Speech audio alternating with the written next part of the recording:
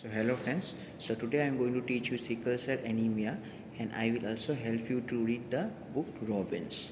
So first of all that I want to here tell you about a normal, so here concentration of the RBC, so here normal information about adult RBC. So you can see here that is a normal adult RBC, it contains so here hemoglobin A, so here adult hemoglobin, so here HbA, which is a composition of alpha 2 beta 2, it is about 96%, and the remaining HbA2, it is alpha 2 and delta 2, which is 3%, and the fetal hemoglobin, which is HbF, so here alpha 2 and gamma 2, it is about 1%. But now I am going to discuss you about the pathogenesis of the sickle cell anemia. So first of all, before discussing pathogenesis, you should know the normal situation. So see that this is a normal hemoglobin and this is the beta globin chain of the normal hemoglobin. So see that these are the various amino acids, but you see that so here in normal hemoglobin at the sixth position of the beta globin chain, you can see here that glutamic acid is present. But in case of so here abnormal HbS, and this is the so here HbS is a hemoglobin found in the case of sickle cell anemia. So you can see that what happens is that so here this is a beta globin chain, and at the sixth position of the beta globin chain, so here so glutamic acid is not present. So here glutamic acid is substituted by valine. So here valine, or what you say, so therefore I have written that substitution of glutamic acid by valine at the sixth position of beta globin chain leads to the conversion of normal hemoglobin to sickle cell hemoglobin, and this is the main pathogenesis of sickle cell anemia. So see here that I have written, so here it is written that so here HbS, so here like 90% of other abnormal hemoglobins results from a single amino acid substitution in the globin chain. So this is a normal hemoglobins may be called as are tetramers, as they are composed of two similar chains. On an average, the normal adult red cell contains 96% HbA, so here alpha 2 beta 2 and 3% HbA2 alpha 2 and so here delta 2 and 1% fetal hemoglobin, so here alpha 2 and gamma 2. So this is the normal, so here adult RBC information, and this is the pathogenesis. So here substitution of valine for glutamic acid at the sixth position of the beta globin chain produces sickle cell hemoglobin. And here also one more information, that this part shows you that the sickle cell anemia is an autosomal recessive disorder. Now here why it is an autosomal recessive disorder, I am going to. So friends, so here see that, so let's see the, so here let's understand the normal. So this A gene, so this A gene, so here if you can see, so here this is the A gene and this is the small a gene. So that this A gene is responsible for the formation of normal hemoglobin. Normal hemoglobin, and that this is responsible, that is sickle shaped hemoglobin, sickle shaped hemoglobin. So that means that this the presence of this is essential. Now so as you know that, so here in this case, so here both the genes which are present in the person, they are, so here that is both the pairing of the genes in the chromosome, or both the chromosomes, they are of same capital A, so therefore they will lead to the normal hemoglobin formation.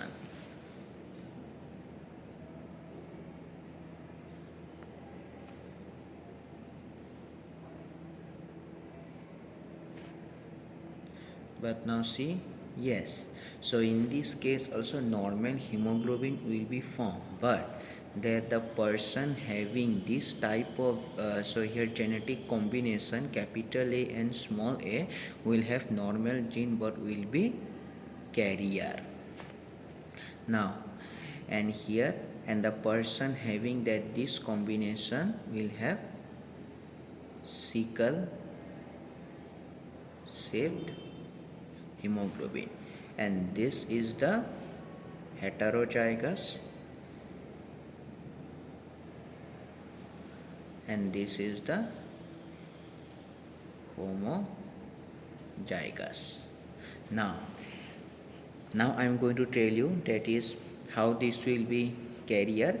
That means if a person has this genetic combination, then in the next generation that so here the next gener that in the next generation so here which will be obtained from a person having this genetic combination will have the so here sickle cell hemoglobin, and also that is sickle cell anemia is an autosomal recessive disorder.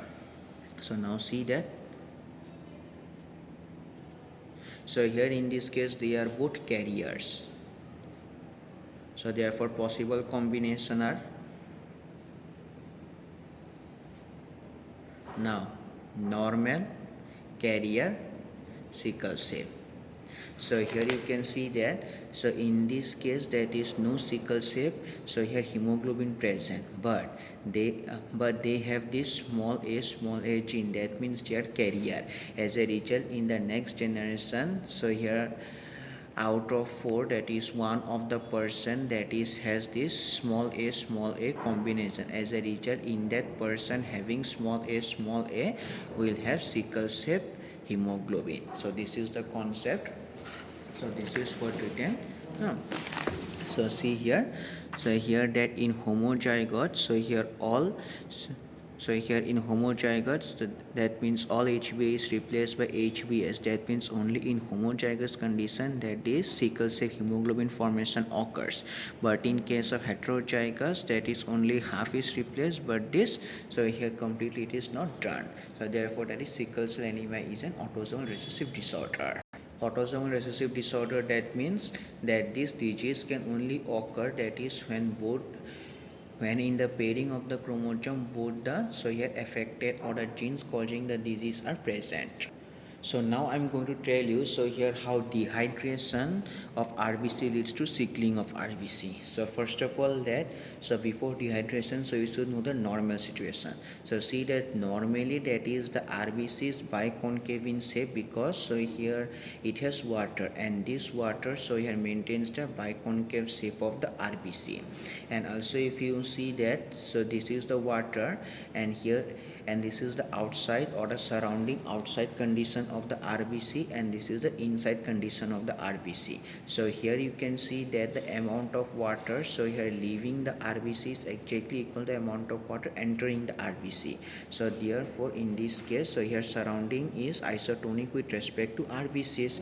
But now see in this case so here that means so here that is more water, so here more water is going out, so more water is going out of RBC and less water is entering. So as a result that means no water is present, so therefore that means biconcave shape of RBC is not maintained, and this happens during the condition of dehydration. That means the surrounding is hypertonic with respect to RBC. So therefore, and also by seeing this condition you can so here mention that that normally that this water is there in the RBC, and this water maintains the biconcavity of RBC. But in case of dehydration, what happens is that means loss of water occurs, so therefore biconcave RBC is lost, and finally so here sickling occurs. So therefore that is how does dehydration of RBC leads to sickling of RBC. So therefore that dehydration means loss of water, and therefore that is H2 or water maintains biconcave shape of RBC. So this is a normal situation, but here this is a dehydration condition, no water, that means no maintenance of biconcave RBC shape, so therefore sickling of RBC occurs.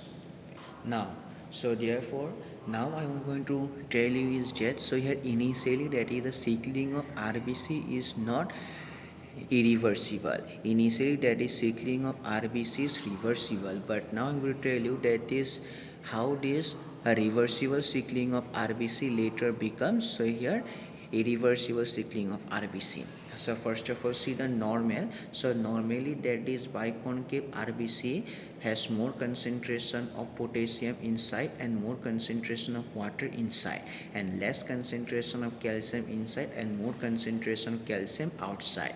But here see that in case of sickle cell anemia, so here repeated so here membrane damage occurs, and this repeated membrane damage occurs because of so here each epoxide or continuous sickling process. and here as a result see that so here calcium and water move out of the cell, so therefore loss of calcium and water occurs, and also that is from the surrounding environment sorry huh sorry one thing that I mentioned, sorry, so here loss of potassium and water occurs, so loss of potassium and water occurs, that means initially so here potassium, so here initially potassium concentration and water concentration higher inside the RBC than the normal, but due to this continuous membrane damage, so here basically potassium ions they are moving out and water are also moving out, and calcium ions they are accumulating inside the RBC.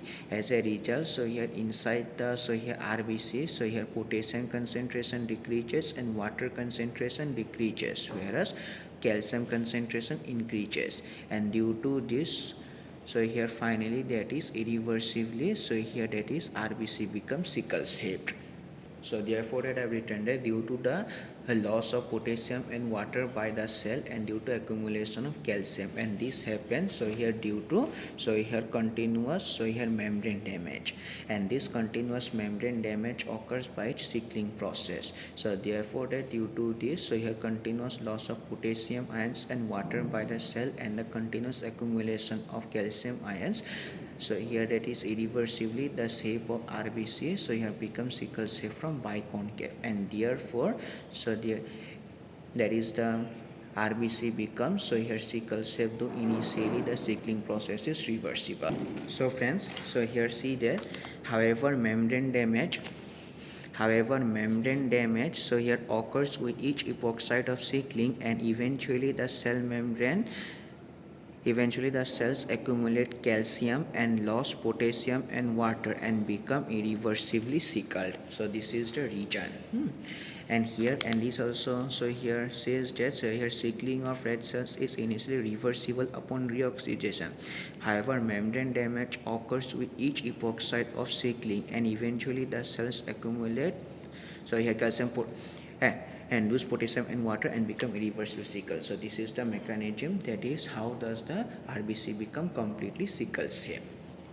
Now here one more important question, and this part you will study in pediatrics also. So here you will find that all the newborns, though they have so here sickle cell anemia, though they are diagnosed to have sickle cell anemia, but initially up to 6 months you will find that there is no sign of sickle cell because there is no sickle shape hemoglobin. Why? The main reason is that these newborns have fetal hemoglobin, and this fetal hemoglobin, that is hemoglobin F, so here inhibits sickling of RBCs. So therefore in newborns up to 6 months the concentration of fetal hemoglobin is high. As a result, so here that is fetal hemoglobin inhibits sickling of RBCs. So therefore that is clinical manifestation of sickle cell anemia does not take place in the newborns until they become 6 months old. So this is what written. So here conversely, so here fetal hemoglobin interacts more weakly with so here sickle cell hemoglobin, and therefore newborns with sickle cell anemia do not manifest the disease until they are 5 to 6 months old, when the fetal hemoglobin falls to adult levels. So that's all about it. So for the next part, so please stay tuned.